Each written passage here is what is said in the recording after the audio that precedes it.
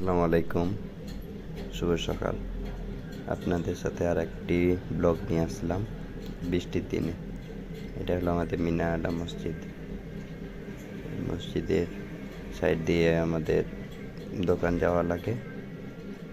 এই যে বৃষ্টির দিনে কাদা পানি, দেখেন রাস্তাঘাটের কী অবস্থা।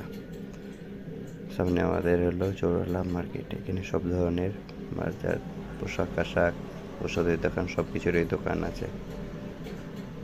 আসলে কর্মব্যস্ততা কখনো থেমে থাকে না, বৃষ্টি হোক আর হাজার দিন হোক।